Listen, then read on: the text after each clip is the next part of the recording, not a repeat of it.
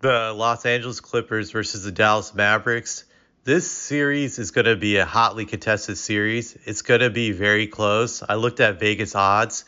They barely have the Clippers favored over the Dallas Mavericks. So even they know that this is going to be a series where it's going to be very close to call. It's very difficult to say who's going to win this series, but I'm going to go with the Mavericks to win this series, even though both these teams are closely matched up. Granted, during the regular season, the Mavericks are 1-2 against the Clippers, but one thing to keep in mind, they played them very early in the year in November and December, and they haven't played them since then. I feel the Mavericks, since those previous three matchups, the team has changed slightly. They've added a few people. They've added PJ Washington. They've added Gafford. Yeah, Daniel Gafford, that's his name. Those guys are not big name players, but they're very solid role players. And I think their additions have made a huge difference to their team. So I think that's big.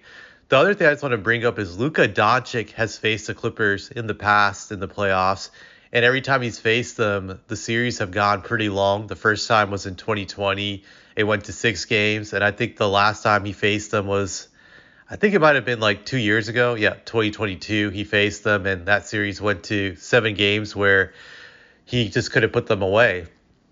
But he's always brought his A game against them, and neither Kawhi or PG has been able to stop him. So you know he's going to play great against them. He's a track record playing great.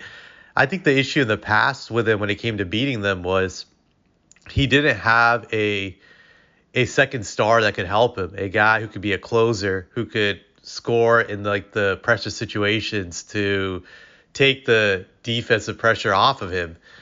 I think he has that now in Kyrie. Kyrie is a legit playoff closer. He has history. He has a track record.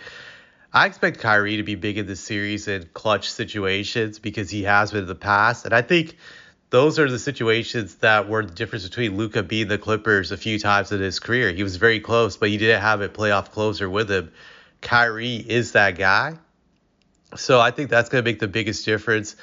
I know some people will argue that the Clippers have a slightly more deeper team. That is true. I think one of the biggest differences with the Clippers and the Mavericks is that they have three scoring options, and they're all legit in Kawhi, PG, and James Harden, for sure. Whereas the Mavericks, they have only two legit scorers in Doncic and Kyrie Irving. The rest of them are just high-end role players, I feel. Tim Hardaway Jr. at times can get really hot, but he's a very streaky player. I wouldn't say he's a legit third banana. So that, to me, is like the biggest edge the Clippers have. But I also expect Harden to choke because Harden has always been a playoff choker throughout his career. He's always disappeared in the biggest moments during the playoffs, and when the pressure is high, he's nowhere to be found. He's always just absent in like the biggest moments, and I expect that to be no different in the series. I think that's going to be the case. So I think it's going to be ultimately come down to the two stars of both teams, PG and Kawhi, Luka and Kyrie. And like I said in the past, Luka has been very, very close to beating the Clippers without having a legit closer. Now he does. So I think that's going to make the biggest difference in the world in this matchup the third time around. Like the old saying goes, the third time is the charm.